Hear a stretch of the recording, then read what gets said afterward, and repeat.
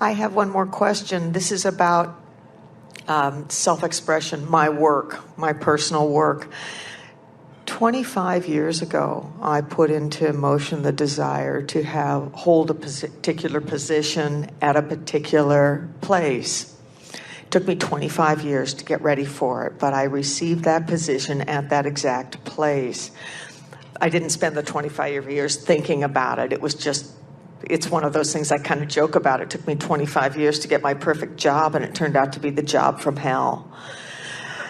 And I am in a position where I know I need that I am being sort of transferred out of, I'm being moved out of this position, but there's a lot of fear around moving out of this position. It looked like it was going to be a secure position, a regular paycheck. I'd been self-employed for a lot of years and liked the idea of having that regular paycheck. And every day I get up not wanting to go to this place or not wanting to go to work, and I get a regular feedback from the other people at work that I'm just out of vibration there. We are not on the same wavelength, and I cannot do what I hoped I would be able to do in this position. I can't make the changes. Not as long as your expectation is as strong as it is. In other words, when you stepped in, don't you find, how long were you there before you began to describe it as the job from hell? Probably 8 months or so, and I've been there 3 years. So I keep wanting to make a difference. I keep wanting to make it be different, make me be different in it. And there's here's the thing that we just want to say to you in a very powerful way. When you are able to accomplish the somewhat difficult task of seeing some aspect of it differently, it will begin to acquiesce around that vision. But what we feel from you powerfully, and it's not a difficult thing to say because it's rampant in your vibration and even in your vocabulary, you have decided that this place doesn't match you. So what you're saying is, I'm going to stay in this place that I don't want to be. Or what is holding you there? Why don't you just go someplace else? That's what I want help from Abraham from, is moving off of the fear of leaving. So what you're saying is going to the unknown. What I want to do is I want to go towards something as opposed to running away from something.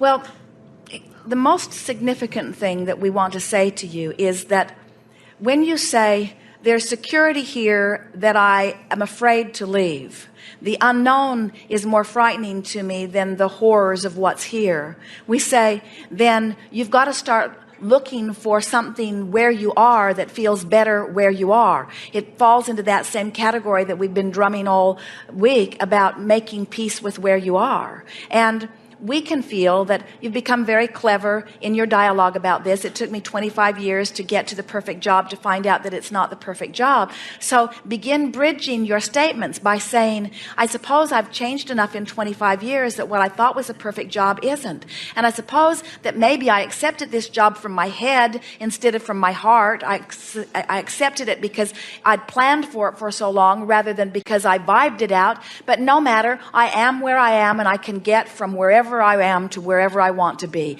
And in fact, being here has helped me get up to speed really fast with launching some more rockets of desires. And so in the first 8 months, I really began to launch a lot of rockets of desires. And in the 3 years that I've been here, I have launched many more rockets of desires. And now, after many years of self-employment, I am now understanding that I am wanting the freedom from that, but I also like the stability from working with others and the cooperative co-creation in working with others. So I suspect that there's something in between the insecurity of self-employment and the security of employment that really is the perfect match for me. And I appreciate this opportunity to sort of vibe it out. out. And then what you must do is begin to talk about the positive aspects of that place. If you would take the purple book that was left on your bed a few days ago, and if you would take it with you steadily and let it be my positive aspects about my work, and you would fill it with nothing other than impulses about things about your work that you are enjoying, in a very short time, much shorter than the period of time you've been there, much shorter than even the 8 months that it took you to decide that it isn't a good match, you will find that it is beginning to give to you more and more and more and more of what you are writing in your book.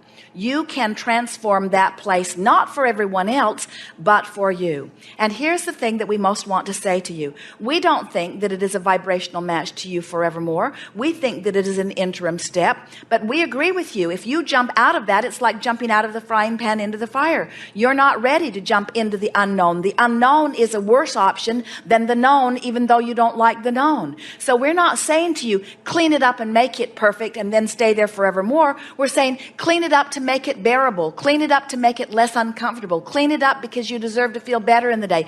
Clean it up until you begin to get your sea legs relative to it.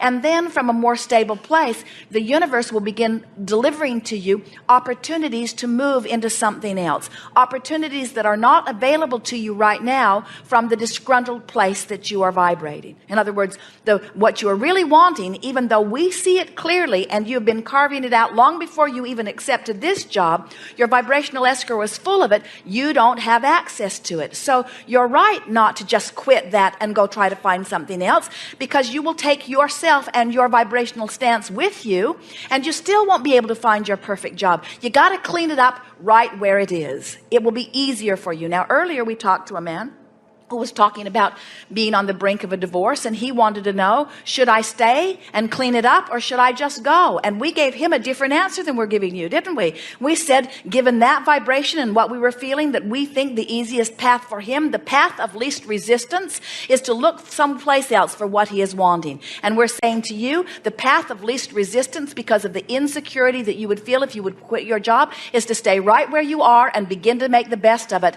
And the more you make the best of where you are, the brighter the path will begin to unfold, and it will be more and more and more obvious, and you can trust it. We were talking to a woman one day who said to us, Abraham, I don't think that you really want me to find my mate. I think you want me to just make so much peace with where I am in the absence of it, that I just get happy in my vision, and that I don't mind that my mate does not come to me. And we said, that's exactly right. Because when you make peace with where you are, and when you get happy where you are, then everything that you want can come to you. And until then, it can't. In other words, you just got to clean up your vibration where you are.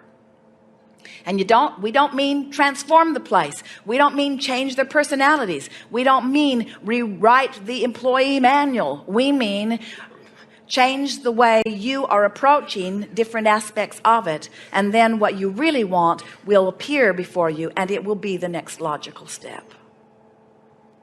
A woman said to us one day, Abraham, my daughter has found a business that she wants to buy. It's a beautiful home, and it's up in the mountains, and she wants to make a bed and breakfast. She wants to turn it into a haven where people can come and experience well-being. And she says to me, oh, mother, if we could just make this happen, it would make up for all of the things that I've ever wanted that didn't come to pass. It is that wonderful if we could just pull this off somehow.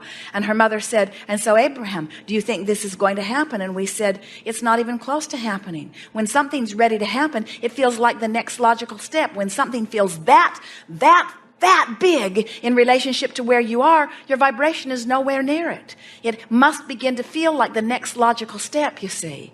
And so you make it feel like the next logical step by visiting in your dreams and imagery, and through your selective sifting of what you're observing, you practice the thoughts that are closer and closer and closer to what you want, until the universe cannot tell the difference between you as you are approaching reality and you as you are approaching fantasy. The universe can't tell if you're offering a vibration because you're dreaming it or because you're observing it. The universe matches you up to whatever is active in your vibration.